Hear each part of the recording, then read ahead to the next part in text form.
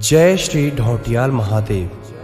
नमस्कार मित्रों, आज मैं आपको विश्वास और आस्था के विषय में बताता हूँ। ये दोनों अपने आप में ऐसे शब्द हैं जिनके मायने एक दूसरे के करीब होते हुए भी स्वयं में जुदा जुदा है। मित्रों, मेरा मानना है कि यदि विश्वास, आस्था और समर्पण उचित हो तो मनुष्य स्वयं को बेफिक्र महसूस करने लगता है। फलस्वरूप उसके ऊपर मंडराते हुए संकट के बादल खुद ही छटने लगते हैं। परंतु प्रश्न यह उठता है कि आस्तिकों में ऐसे कितने आस्तिक हैं जिनका विश्वास व समर्पण उस साधु की भांति है जो कि विषम चिंताओं को एक तरफ छोड़कर चिंता मुक्त हो गए हैं।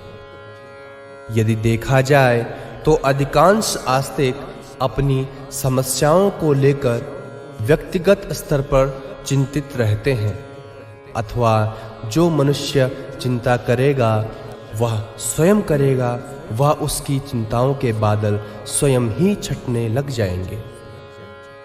क्योंकि मनुष्य सब प्राणियों में सर्वश्रेष्ठ है, इसलिए वह विश्वास करता है कि वह जिस मार्ग पर चल रहा है वह उसका बोझ उठाने में सक्षम है।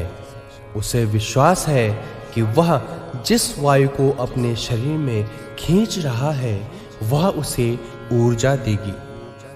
अतः जो हमें उचित लगता है हम उसको सहर्ष स्वीकार कर लेते हैं।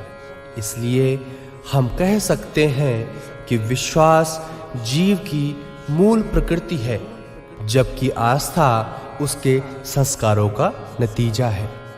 आम तौर पर देखा गया है कि मनुष्य अपना जीवन विश्वास में जीता है। वह अपने हर विश्वास पर विश्वास करता है कि उसने जो भी कार्य किया है, वह जिस कार्य को करने जा रहा है वह पूर्णतः सही है, जबकि आस्था उसके ठीक उलट हमारी पैदाइश के बाद हमारे मन में जन्म लेती है। आस्था हमें विरासत में मिलती है, क्योंकि अक्सर हम आस्था उसी में रखते हैं जिसके बारे में हमें हमारे पूर्वज बताते हैं। मित्रों, सबसे खास और महत्वपूर्ण बात यह है कि धर्म जब तक आस्था के साथ होता है तब तक वह अपने स्थायी भाव में रहता है और जग कल्याण हेतु कार्य करता है। लेकिन आस्था जब अपनी चंचल बुद्धिमत्ता चाल के कारण अंधविश्वास में परिवर्तित होती है तो वह मूल धर्म से हटकर अधर्म का साथ देती है और फिर आस्था का यही दोगलापन समाज को गलत दिशा में ले जाता है। जैसा कि आपको ज्ञात है कि वेद पुराणों में धर्म को सही मार्ग बताया गया है, वह वास्तव में योग, ध्यान और मोक्ष प्राप्ति का विशुद्ध मार्ग है। परंतु हमने मूल धर्म से उलट अपनी सुविधानुसार धर्म को रूपांतरित कर लिया है, जिसका लाभ कुछ लोग धार्मिक कार्यों को व्यवसाय में लेकर उठा रहे हैं।